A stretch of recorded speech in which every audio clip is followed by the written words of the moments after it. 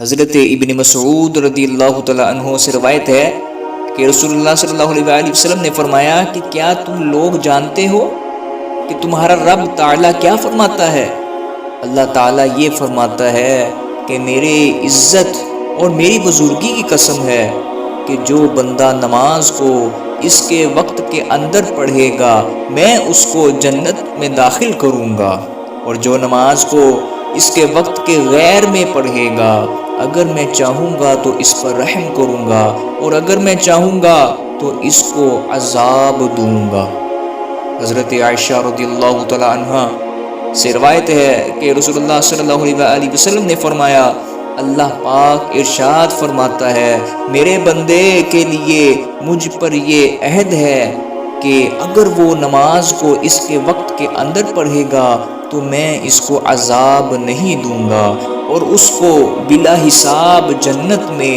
داخل کروں گا۔ حضرت عبداللہ بن عمر بن عاص رضی اللہ تعالیٰ عنہ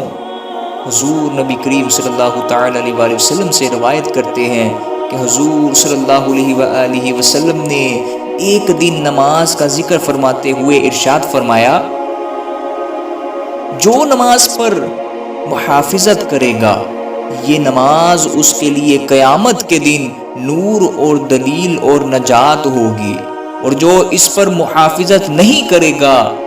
نہ اس کے لیے نور ہوگا نہ دلیل نہ نجات، اور وہ قیامت کے دن قارون، فرعون، ابی بن خلف کے ساتھ ہوگا۔ حضرت موسیٰ رضی اللہ تعالیٰ عنہ سے روایت ہے کہ انہوں نے کہا کہ رسول اللہ صلی اللہ علیہ وسلم نے فرمایا کہ جو دو ٹھنڈی نمازوں یعنی جاڑوں میں فجر و عشاء کو پڑھے گا وہ جنت میں داخل ہوگا۔